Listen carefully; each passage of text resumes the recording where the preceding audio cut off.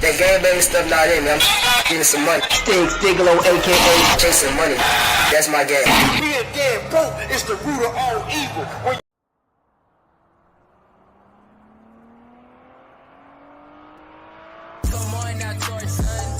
Yeah, all black.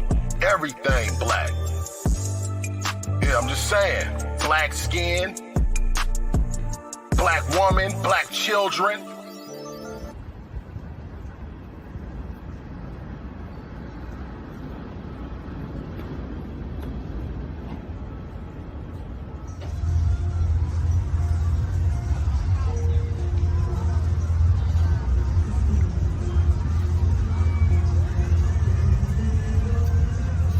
Get your copy.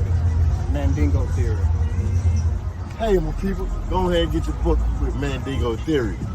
I went out and got your copy of Mandingo Theory. You need to get yours, because I got mine. Go get your copy of the Mandingo Theory. Be sure to get your copy of Mandingo Theory. Hey guys, get your copy of Mandingo Theory today. Mandingo Theory by Kofi Peace. Get yours. I got mine. This is definitely a must read. Go out and get your copy of the Mandingo Theory. Go out and get your copy of Mandingo Theory. Get you a copy of the Mandingo Theory, the castration of Africans and the sex-crazed conceptualization. Welcome to the all-black family, brother. We gon' get paid, make money, exit into the continent. If you ain't paying dues, fuck your accomplishment. They got their copy. Get your copy of Mandingo Theory today. That was the so-called apocalypse. And all we have now is bad revelations on top of it. Brainwashed with the germs from a dirty mob. They make us out to be the bad guys. Fuck it.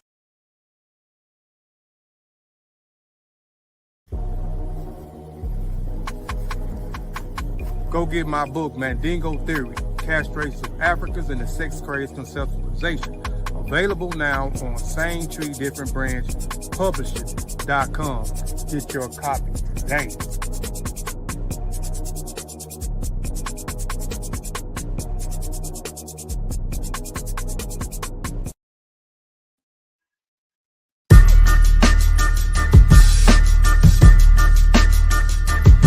I realize this. I'm from where them hammers wrong.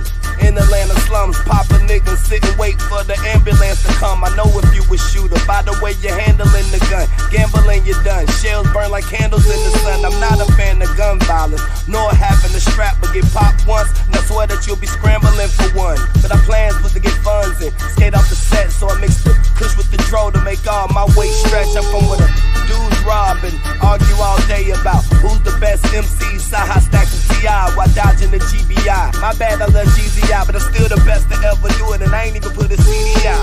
So the next time you say that I ain't got no lyricists, I just think you ain't got a taste of this exquisite shit. My verses are like Leviticus to the underprivileged. I make music for the world, you make music for a stripper bitch. Nick black leather, parade cap era, guns at your capital, take it to that measure. It's Huey, nigga. It's Huey, nigga. Never been a victim, a rebel against the system. Lames wanna diss them and women just wanna kiss them. It's Huey, nigga. It's Huey, nigga. This that God flow, what they nailed Jesus to the cross for. And he came back 3 days after he died flow. This Pablo, talking to kids in Chicago, mob flow. This that midget New Jersey drive flow. Side note, I wrote this rap with my eyes closed, bravo. Cause it came out clean as the Moss flow, Costco. Hoes selling they twat for a condo. Benny Hunters and Roscoe, Picasso. Knives mixed with a pop flow. Rappers can't stand me. This that Grammy knife flow. Let me stop though, cause I'm going digital with the syllables. Saw the prince and I'm royalty like residual. These hoes for me, they supposed to be hospitable. When they in the house with a nigga that's not typical, this not fictional. I run this bitch like elliptical. Can another rapper come out of Atlanta if he not lyrical? Nigga, black leather, parade cap era, guns at your capital, take it to that measure. It's Huey, nigga. It's Huey, nigga. Never been a victim, a rebel against the system. Lames wanna diss them and women just wanna kiss them. It's Huey, nigga. It's Huey, nigga. It's that shot right. We're out of town to die at. I advise you book your flight now and fly back. Gangland, bang then. What you claim, fam? Box Chevys, foreigns, buck 50 flow. Young nigga got bitches at the 50 though. 50 pack done, good, drop off 50 more. My city rough, but I made it in it. Trap house look like it's what K's invented. Trust nobody, even friends, look, I hate up in it. Riding dirty with your bitch, smoking, wait a minute. LA garage with Illinois and Decatur in it. Nigga snitching, I'm like, way to win it. Nigga looking like a state defendant. Photo look like a two-door. My two-door look like a full-door. I'm cutting up, call me Zorro. Hit him in his mask, get him a body bag. Give me a track, get him a body that.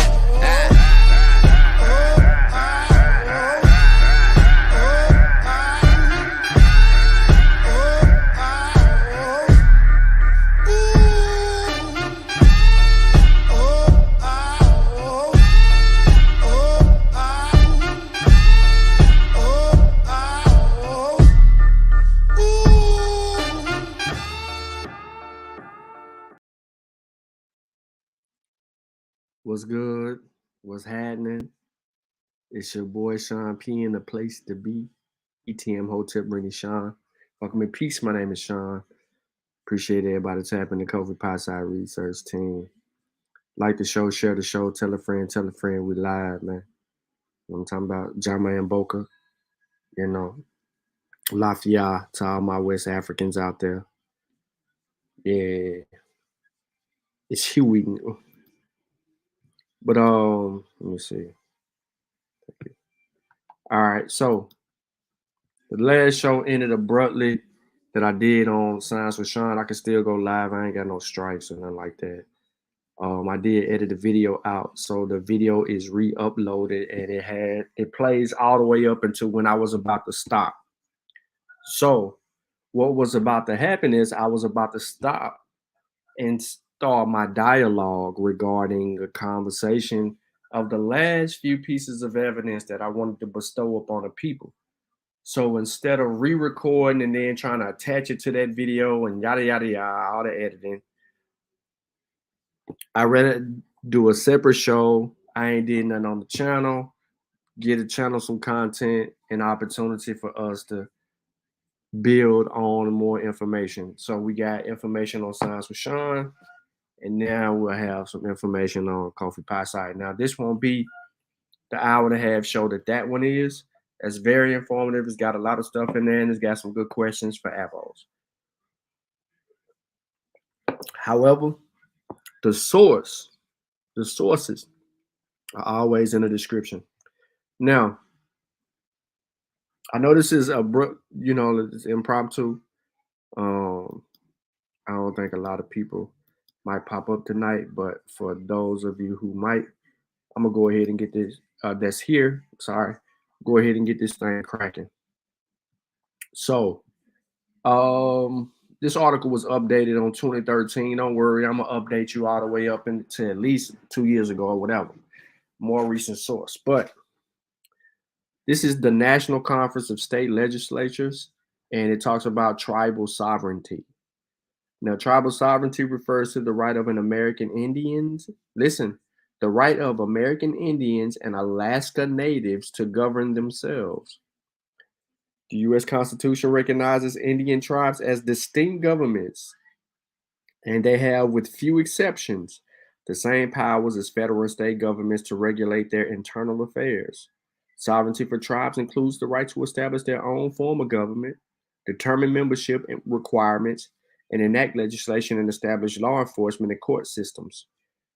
This is very key here. Determine membership requirements.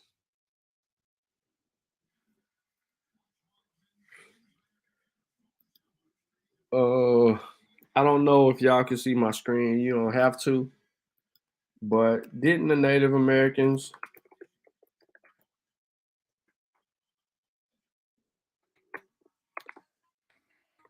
retain rights?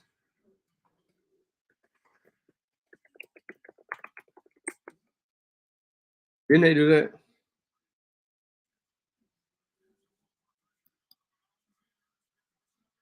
Anybody remember?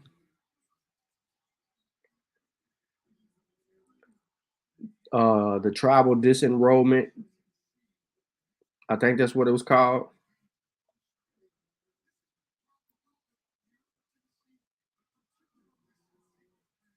Yeah, here you go. American Bar Association. Hold on, let me share the screen. Share this tab. Tribal disenrollment demands a tribal answer.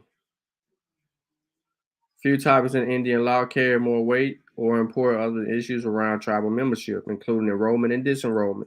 The question of tribal membership and affiliation is not only determined for many federal questions such as criminal jurisdiction and eligibility for programs made available only to Indians, but it lies at the very heart of the most essential tribal question: who are we? The question is also controversial in Indian country, as tribes nationwide have engaged in membership disputes that have threatened or resulted in disenrollment of members or entire families that previously considered part of the tribe. Zoom in. Y'all can't see that.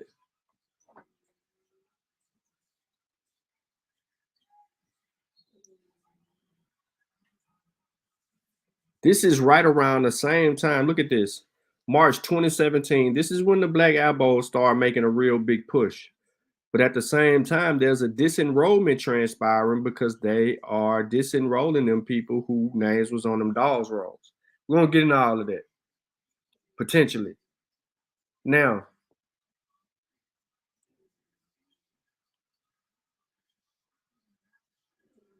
let me see. Let me go.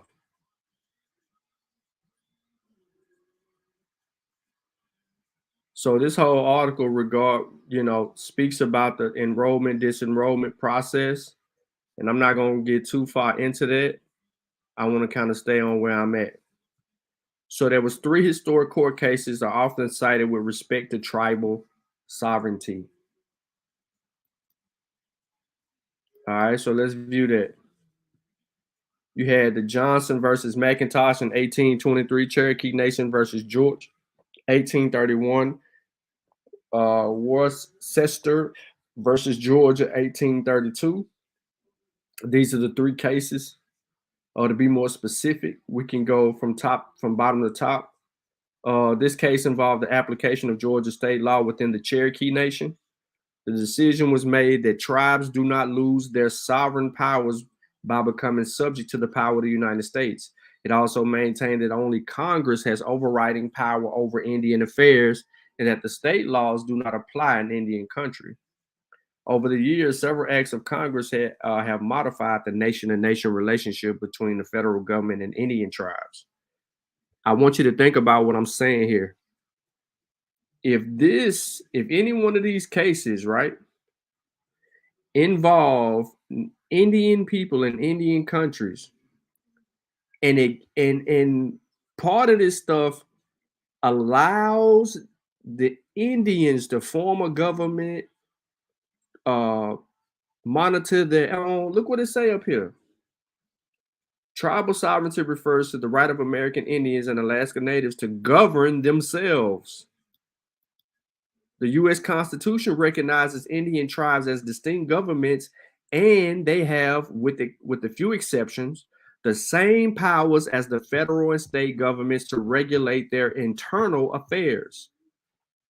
So if you're an Aboriginal and you're claiming to be be native or indigenous to this particular land, where is your power or your ability to govern yourself? Where is your government? See, these are things that are not being asked to the native, to the people that are claiming to be native. They come on Sonetta, come on Garfield channel, started up all these YouTube channels, do all these other things. No one is asking them, where is your government? Each one teach one ain't asked them. No one has asked them about this, their tribal sovereignty. What is included in that tribal sovereignty? Again, the ability to form your own government. You have the same powers as the federal and state governments to regulate your internal affairs.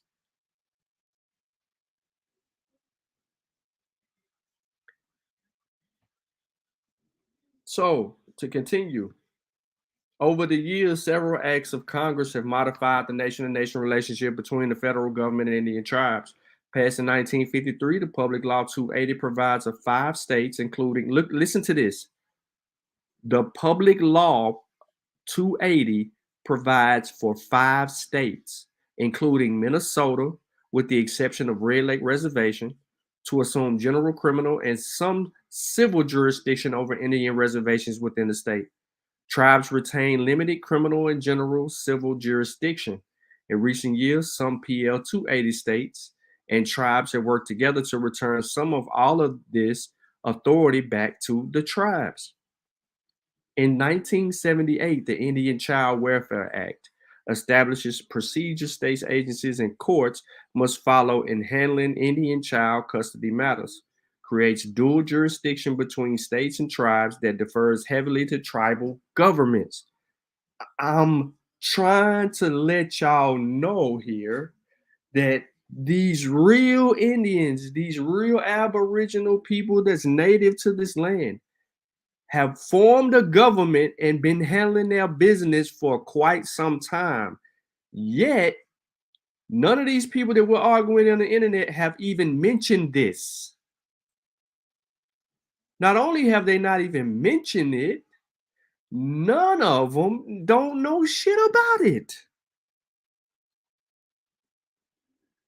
Moving on. The 1988 Indian Gaming Regulatory Act requires that everyone is familiar with this. Should a tribe decide to participate in casino gaming, the state can negotiate in good faith with the tribe to develop gaming compact settings for the games, limits, and other terms. But listen, the Constitution gives authority in Indian affairs to the federal government, not to the state governments. Just as the United States deal with states as governments, it also deals with Indian tribes as governments, not as special interest groups, individuals, or some other type of non-governmental entity. Some states have explicitly recognized the governmental status of Indian tribes through various state recognition process.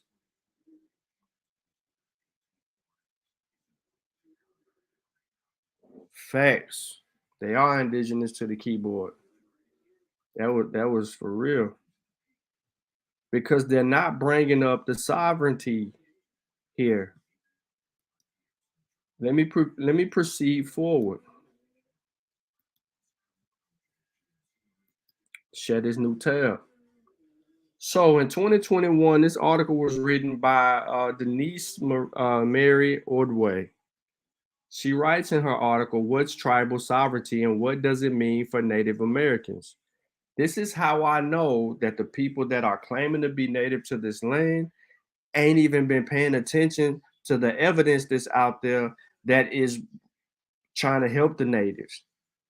So here's a short example. It provides an introduction to tribal sovereignty and its importance to tribal nations and the daily lives of Native Americans in the U.S. So this updated article from 2013, now we have a new article in 2021, 2 years ago, where they are talking about tribal sovereignty. Now, let me pause. Which abo have any of y'all heard talk about tribal sovereignty?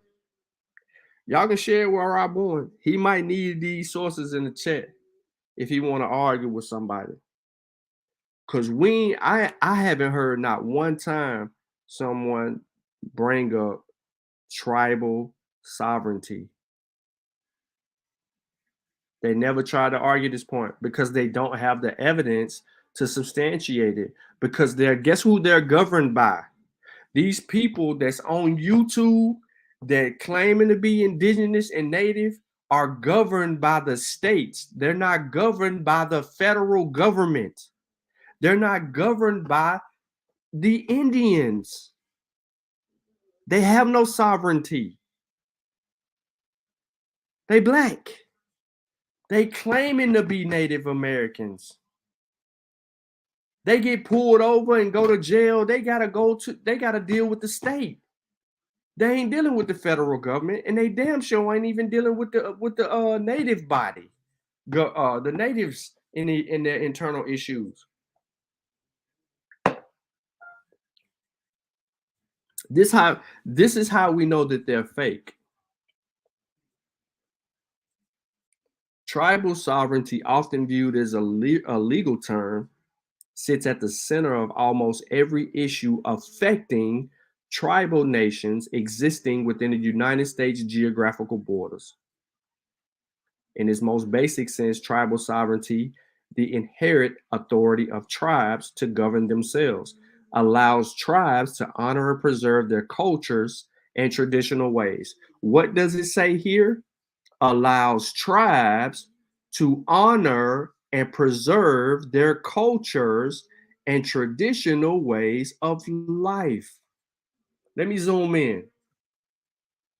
This is the ultimate spear. Drive this home. Tribal sovereignty allows these people to retain their culture and traditional ways.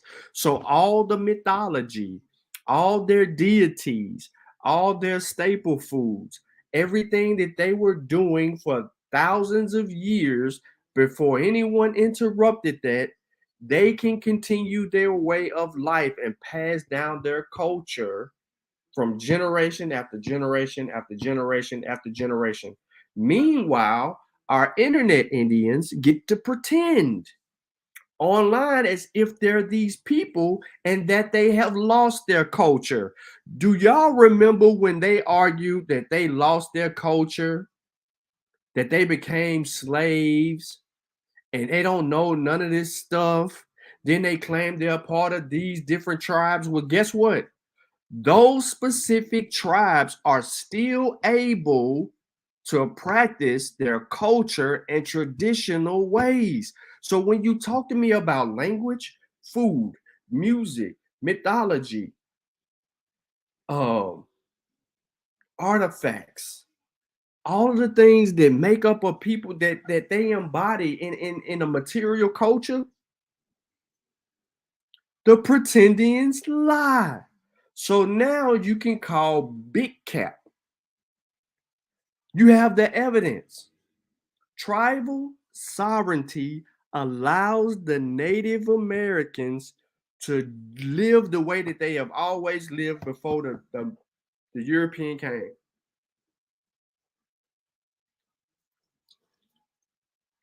I can't stress that no more.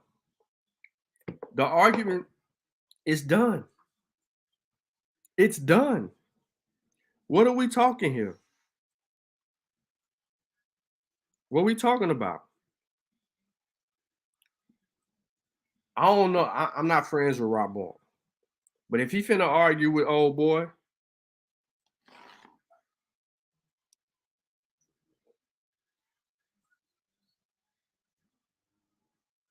if he gonna argue with old boy, it's a rap.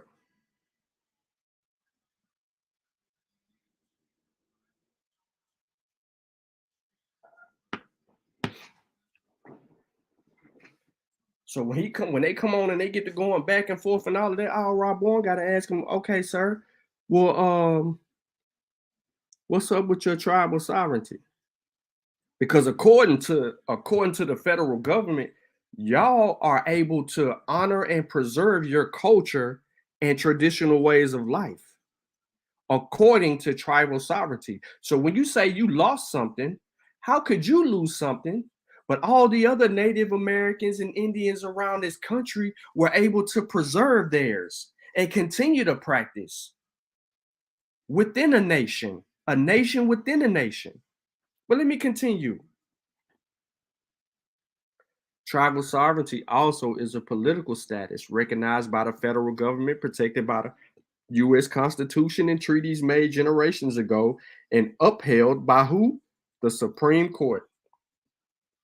I told y'all that these people are allowed to do what they want to do, when they want to do it, how they want to do it. So how the hell are these internet Indians talking about they can't do that? Although the concept might seem relatively straightforward, there has been considerable disagreement between indigenous groups and American government agencies over what tribal sovereignty actually entails. Its implications in how tribes and states can or should work together to serve their constituents. So, states and tribes continue to battle over land and jurisdiction. We know of that. In areas such as law enforcement, government officials still are trying to understand all the ramifications of last summer's U.S. Supreme Court decision in the landmark tribal sovereignty case, McGirt versus Oklahoma. Supreme Court justices affirmed that a giant swath of land in eastern Oklahoma, the U.S. gave the Muskogee Creek Nation through treaties in 1800s, is in fact an Indian reservation, and that the state of Oklahoma lacked jurisdiction to prosecute Jim C. McGirt, an enrolled member of the Seminole Nation, for serious crimes that occurred on Muskogee Creek Nation land. Skip to the chase, the daggers in full effect. So you telling me that you these people, my guy. But here we have an instance in a case of tribal sovereignty working due to a decision that was handed down long time ago.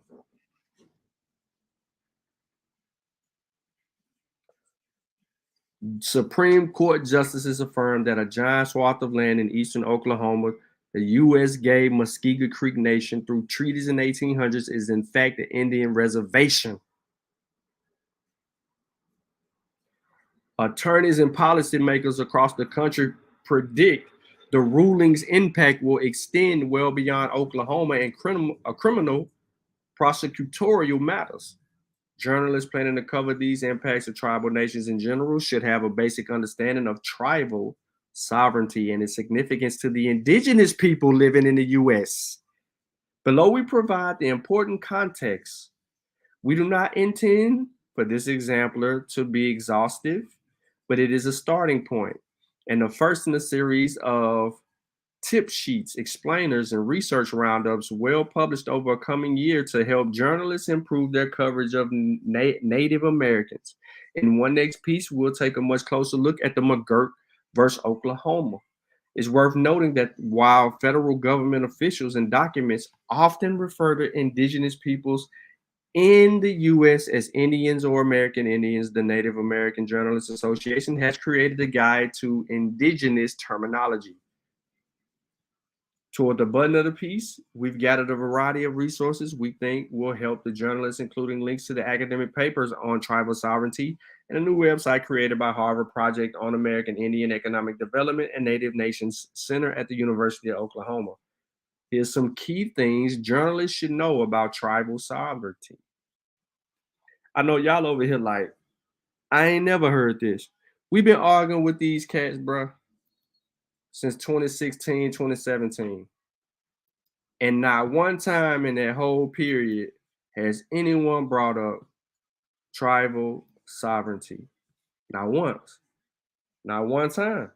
So there are 574 federally recognized American Indian and Alaska Native nations in the U.S. according to the Federal Bureau of Indian Affairs.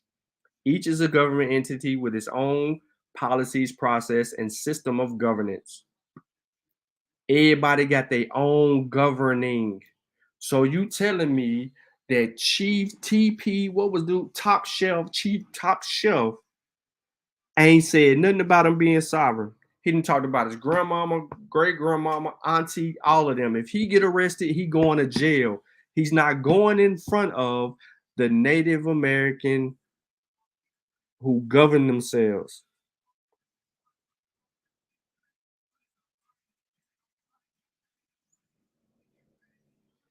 Infinite Mind says he ain't never seen or knew of anybody who did a bid and was locked up with an Indian.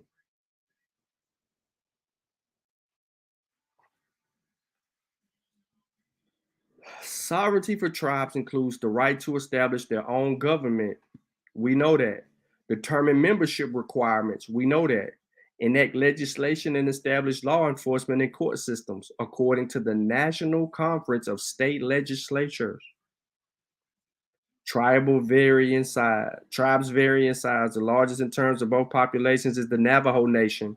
The Navajo stretches 27,000 plus square miles between Utah, Arizona, and New Mexico. Are we talking to anybody online that's from Utah, Arizona, and New Mexico? No, we don't.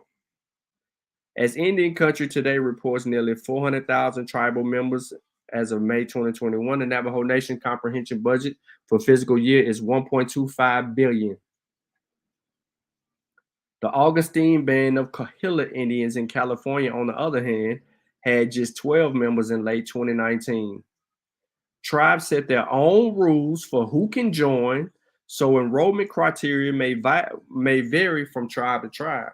Tribal enrollment criteria are set forth in tribal constitutions, articles of incorporation of ordinances according to the U.S. Department of the Interior.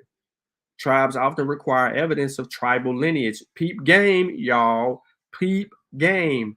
Tribes often require evidence of tribal lineage. For example, a tribe might be required documentation demonstrating that the person seeking to enroll is related to a tribal member who descended from someone named on the tribal's base roll. That's the dolls, right? Or original list of members. Tribes may also require evidence of blood quantum. The Federal Bureau of Indian Affairs issues what's known as a certificate degree of Indian blood, computed based on family lineage. Let's check this out. So here we go with the document.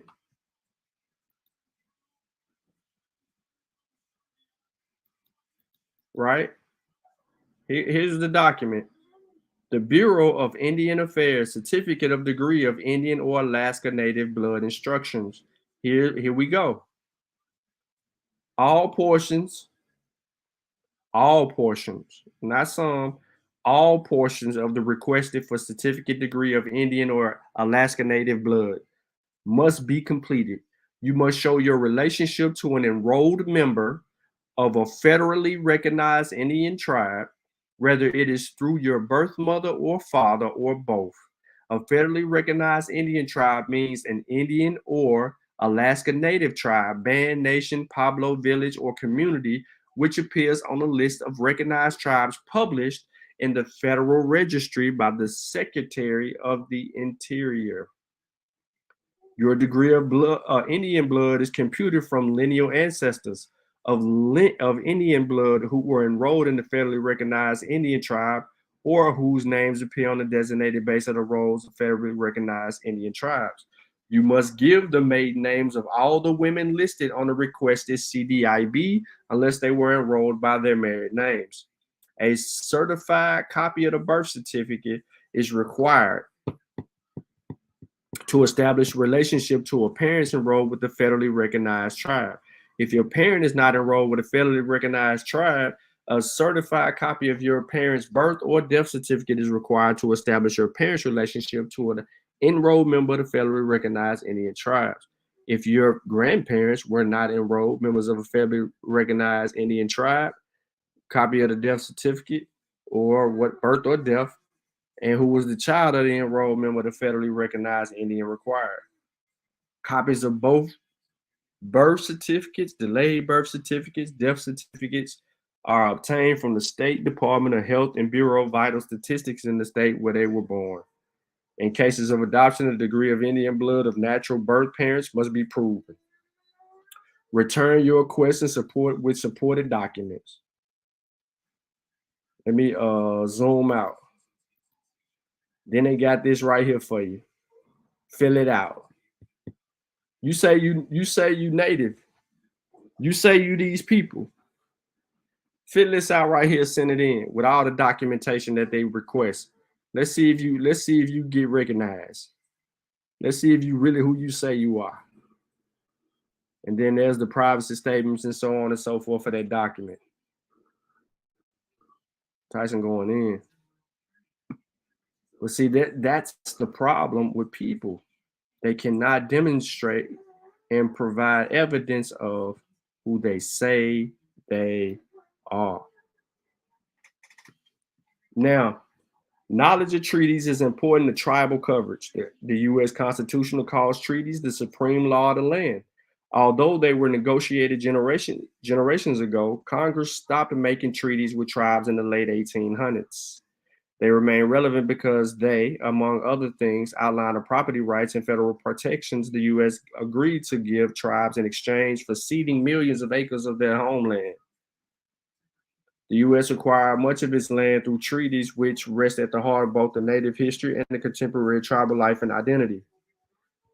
U.S. Constitution outlines the federal government relationship with tribes. Attorneys commonly cite three historic cases. We already been through the three historic cases. Today, states have no Today, states have no authority over tribes unless Congress gives it to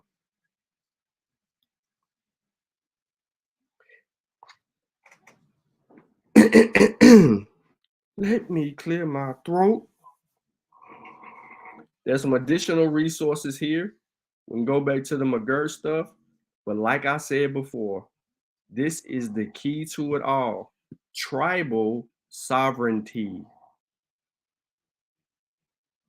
They're going to say, well, the federal government doesn't recognize the Takiki tribe. They're going to try to sliver up out of that. And then that's when you got to go back in the archives and hear their original arguments where they were calling themselves a certain people. And now they're going to call themselves a different group of people, which in return is going to allow us to trap them in their lives. You cannot make this up.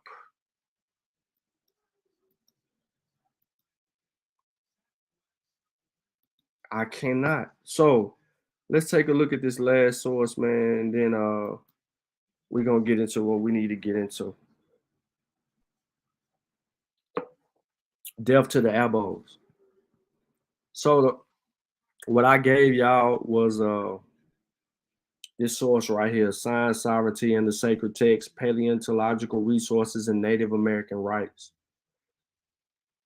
I'm not going to read all of these quotes because it is what it is. We're talking about land. So here we have in the table of contents what we're dealing with: the Black Hills decision, the discovery, the seizure, the district court's rejection of the BHIGR's claim, the Court of Appeals affirmation. We're not going to take a look at the Black Hills decision, but you can on your own private time. Paleontological resources as a part of the sacred text, Native American attitudes toward the land, stones, and fossils. We're not going to take a look at that, but you can on your own time. Bone medicine, men, encounters of the frontiers of paleontology. Of course, you know we ain't going with that, but we are going in this direction. Tribal regulations of paleontological resources. Tribal sovereignty as a basis for tribal regulations of paleontological resources. The Dawes Act and its legacy. Judicial curtailment of tribal sovereignty-based regulatory authority. Yeah. Treaty rights of the basis for tribal regulation, paleontological resources. Federal legislation as a basis of tribal regulations of paleontological resources, and yada, yada, yada. Now, we ain't gonna go through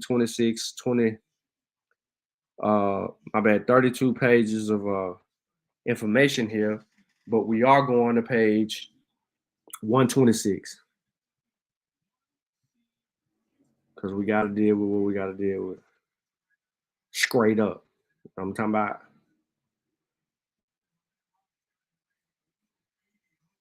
I'm almost there.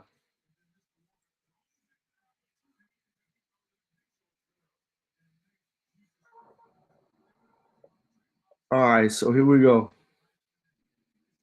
You're going to see something. You see it already.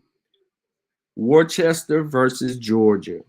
We already read it, so I'm not going to read that again. We read that already.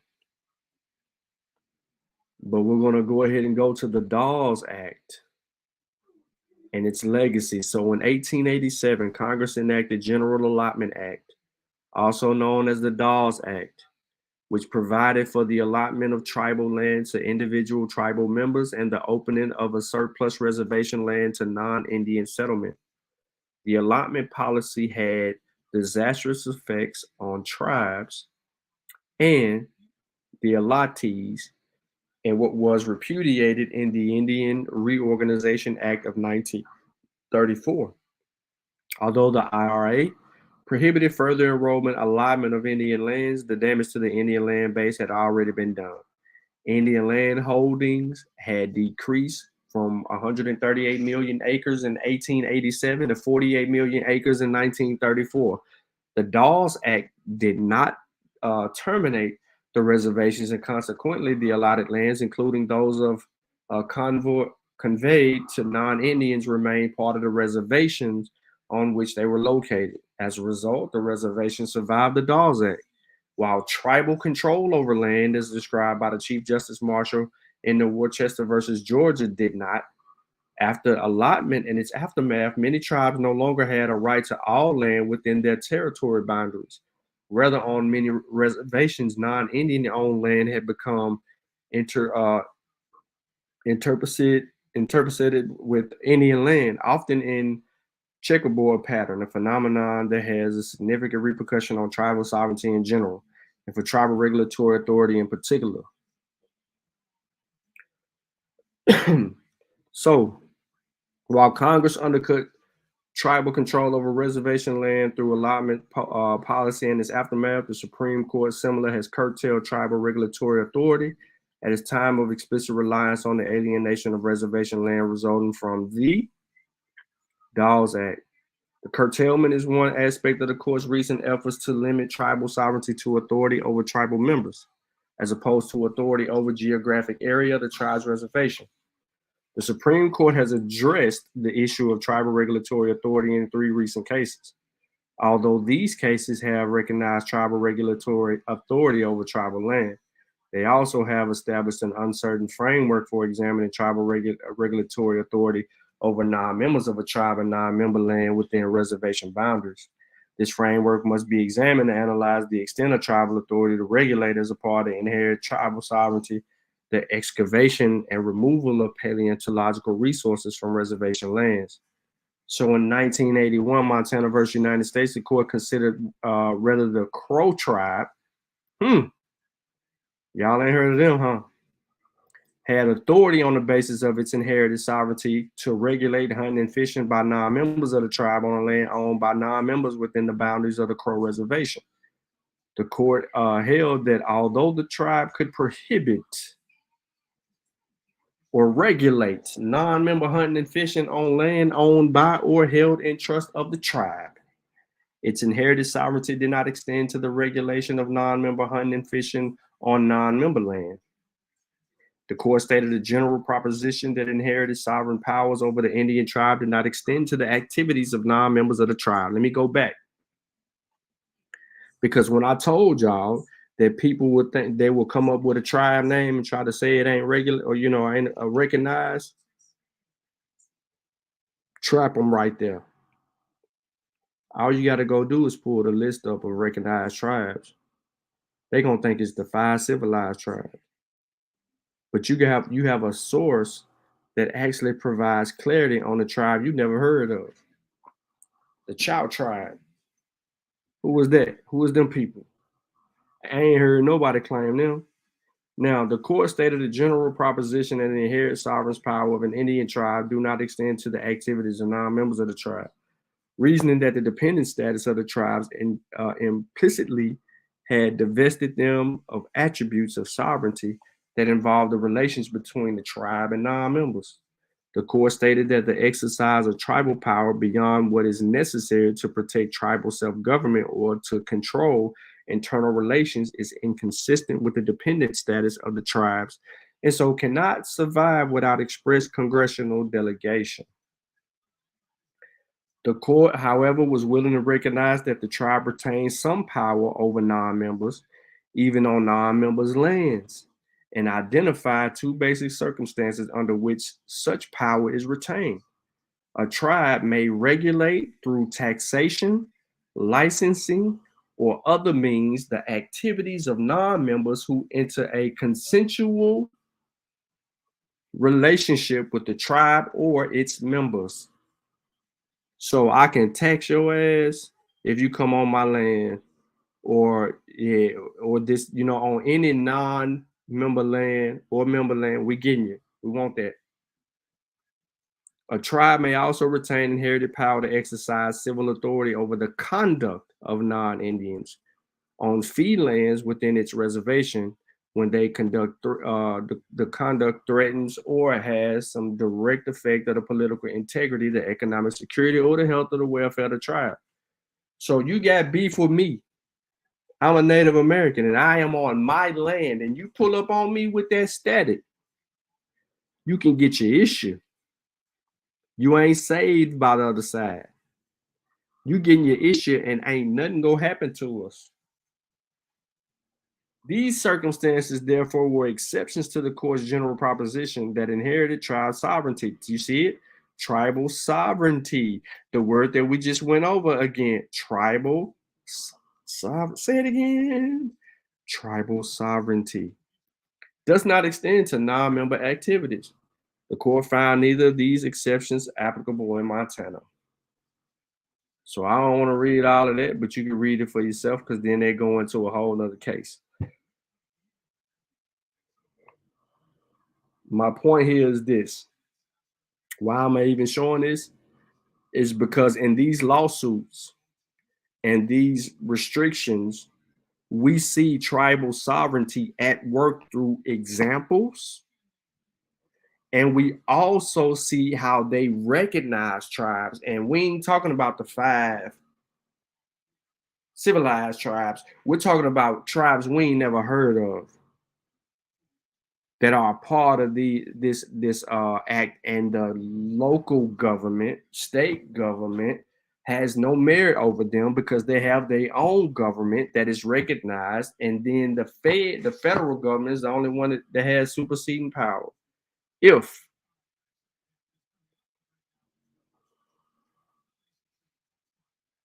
Now go back and you look at I think it was who said it? Infinite Minds. Infinite Minds said he ain't never seen or know of anyone that been locked up with somebody that was a Native American. Because if they do crime on their land, we'll never see them. They are entitled to the scrutiny of their own jurisdiction and the decisions made by their own self-government. Straight up and down. So basically, this source is just backing up what I was saying to you regarding the tribal sovereignty. That's the point of that. Look at this, the Navajo Indian tribe. There's a case right there. They even talk about riparian rights. Y'all know what that is. Riparian. You know, that word they try to use, that word that people don't like to use to define ancient Kemet as a riparian zone, which it is. All right, so treaty rights as a basis for tribal regulation of paleontological resources. I'm not going to give you a lot. I'll give you some, though. Treaties between tribes and the courts, tribes in the United States are another potential source of tribal regulatory authority over non-members of its reservation. The United States and its predecessors entered into treaties with the tribes as they would with foreign nations, frequently recognized the tribe's separate sovereignty. Many treaties dealt with the issues of criminal jurisdiction over Indian lands, but most did not deal expressly with issues of general civil jurisdiction, let alone regulatory authority. Although formal treaty making with tribes was ended by statute in 1871, the statute provided the obligations under existing treaties were not to be impaired.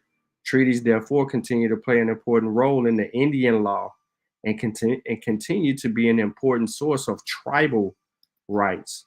So I'm not going to get into these cases that they're dealing with, but I'm trying to let y'all know how important tribal sovereignty is and why are we now in 2023 on the 16th of March realizing how much we've been lied? Well, we already knew we've been lied to. We already knew we were being lied to. But why these internet Indians aren't a part of any Indian government and why they aren't under Indian jurisdiction.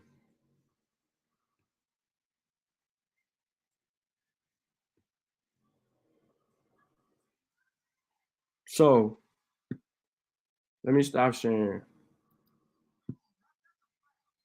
I'm trying to make this thing clear.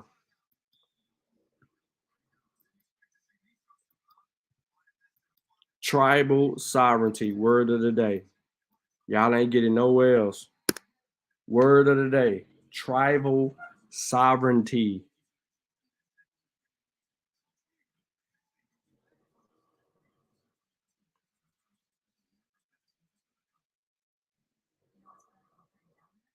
Yeah, I don't know what Rob Warren talking about. But go over there and ask him if he's familiar with anything that I just talked about. You know what I'm saying? He live. Y'all can go run over there, support it, and do whatever. Now, I just dropped the link in the chat. You can tell him that the sources are in the description of the video. But while we're running amok with these Native Americans, I mean not the Native Americans, these pretendians, we really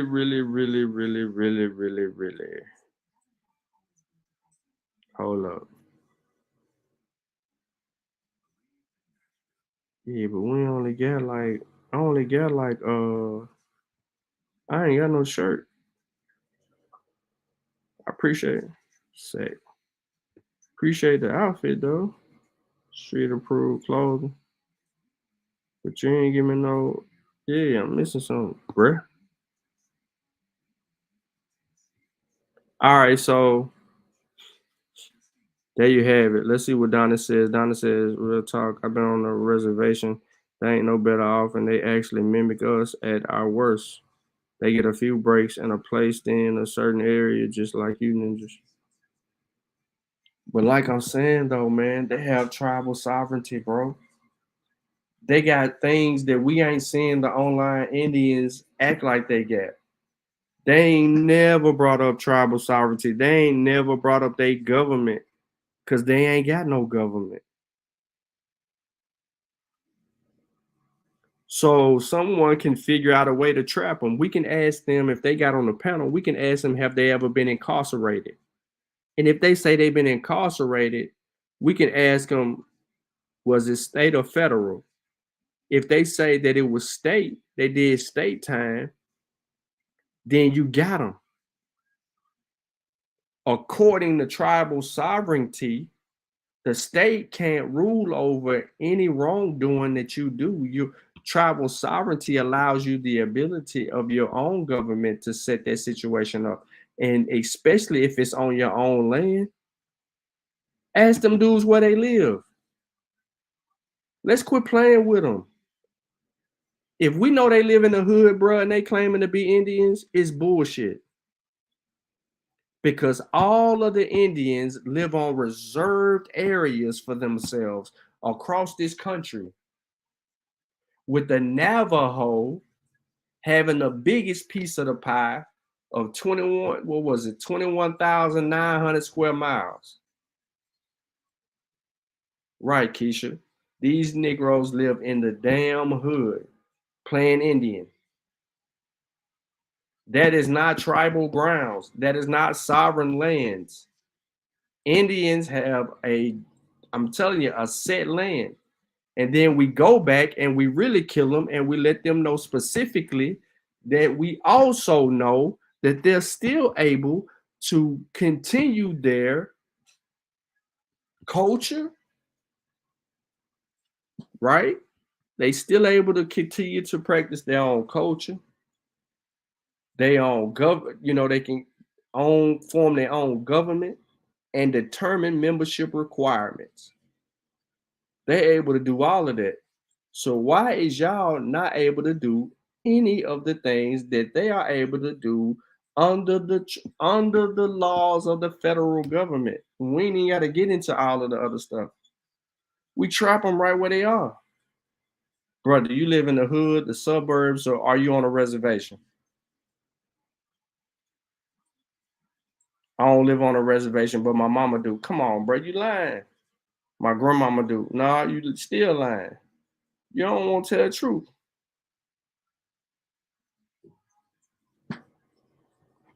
Don't want to tell the truth. So look, man, I'm gonna let y'all roll over there to Rock Barn. Y'all can nobody join, so ain't nothing really else to talk about. Y'all don't want to get it. I mean, y'all don't want to get into it. You ain't got to, but you could tell him, hey man, I think you should take a look at the Kofi Pie side, the description of the last videos, and grab those sources. It might be valuable to you. You can let him know. Maybe he's unfamiliar. You can ask him if he's familiar. I wouldn't ask him though, not on the live stream. You know, the elbows might be watching. You might send him a message on Facebook. But that's really all I wanted to slide in there on y'all, man. Show y'all that information and its importance, and then, you know what I mean? Y'all can catch it. Spills are flying.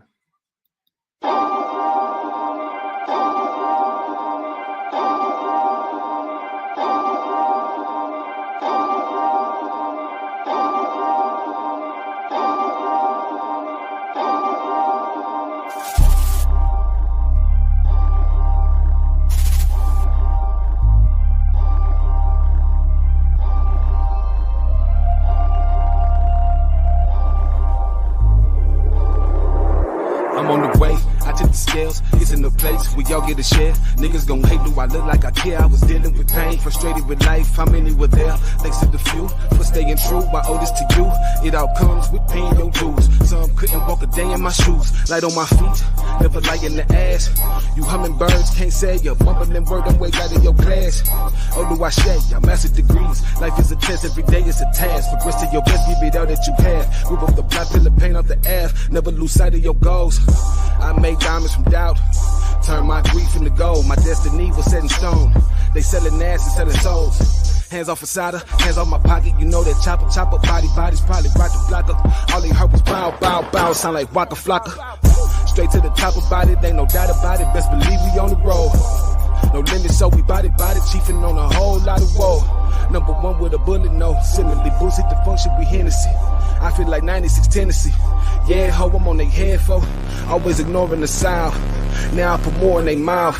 Don't call me a king when y'all giving whores the crown. Y'all niggas watered down, and me, I'm prohibitionary liquor. I'm like a 9 on the Richter, sublime state of mind, no ordinary nigga.